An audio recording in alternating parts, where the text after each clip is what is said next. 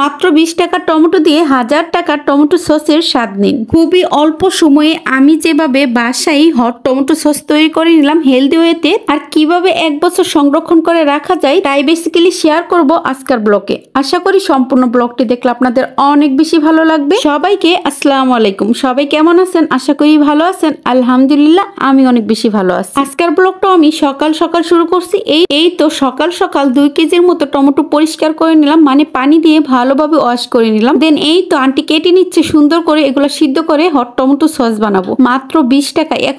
এখন যেহেতু টমেটোর দাম একদমই কম, এই টমেটো গুলা কিন্তু মাত্র 20 টাকার ভাবা যায়, মানে মাত্র 10 টাকা কেজি। এখন অনেক কিন্তু সস্তা, যেহেতু শীতের সিজন। এখন কিন্তু বছরের জন্য অনেক বেশি করে টমেটো সস বানিয়ে রাখতে পারেন এই ওয়েতে। যারা বানাতে পারেন চাইলে আমার ভিডিওটা ইগনোর করতে পারেন, আর যারা পারেন না, নতুন আছেন, বিশেষ করে যেসব আপুরা বা ভাইয়ারা, তারা কিন্তু এই ভিডিওটা দেখতে পারেন, তাহলে আপনাদের অনেক বেশি হেল্প হবে। তো যাই হোক, এরপরে কিন্তু আমি টমেটোটা বসিয়ে দিয়েছিলাম একটু পানি দিয়ে, দেন একটু লবণ দিয়ে সুন্দর করে সিদ্ধ করে নিলাম। হালকা পানি দিলে কিন্তু টমেটোতে অনেক বেশি পানি উঠবে। আর আমি যেহেতু একটু টক টক টমেটো সসটা বানাতে চাচ্ছি, এর জন্য কিন্তু আমি তেঁতুল ভিজিয়ে নিচ্ছি। এই তো তেঁতুল হালকা সামান্য গরম পানিতে ভিজিয়ে রাখলাম, একটুখানি 5 মিনিটের মতো ভিজিয়ে রাখলেই হবে। আর এই তো দেখেন অলমোস্ট কিন্তু টমেটোটা সিদ্ধ করা শেষ। এখন একটা ব্লেন্ডারে ঝাড়ে আমি এটাকে সুন্দর করে ব্লেন্ড করে নিব, বা আপনার একটা ছাঁকনির সাহায্যে ডলে ডলই করতে পারেন। তো যাই হোক, আমি ওটাতে আর যেতে চাচ্ছি না, আমি জাস্ট ব্লেন্ড করে নিব, তাহলে অনেক তাড়াতাড়ি হয়ে যাবে। যেহেতু অনেকটুকু টমেটো, তার জন্য কিন্তু আমি 2 বার ব্লেন্ড করে নিব। একবারও হবে না, মানে একদম বেশি হয়ে যাবে, তার জন্য 2 বার ব্লেন্ড করে নিচ্ছি।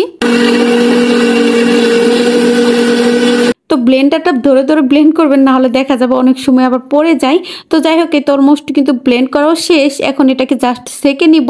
এখন একটা জালির সাহায্যে, যে সুন্দর করে এরকম জালি দিয়ে আপনারা সুন্দর করে সেকে নিতে পারেন, বা কাপড়ের সাহায্যে সেকে নিতে পারেন, তাহলে আর সাবা সাবাটা থাকবে না, তাহলে টমেটো সসটা অনেক স্মুথ হবে। তো যাই হোক, এর জন্য কিন্তু আমি সুন্দর করে সেকে নিলাম। আর এই তেঁতুলটাকে আমি ডলে ডলে সেকে নিব। তো যাই হোক, সবকিছুই করা শেষ, চাকাচুকা শেষ। এখন এর ভিতরে একে চিনি দিয়ে দিলাম, একটু লবণ দিয়ে দিলাম, আর একটু মশলা দিয়ে দিলাম, সিক্রেট মশলা।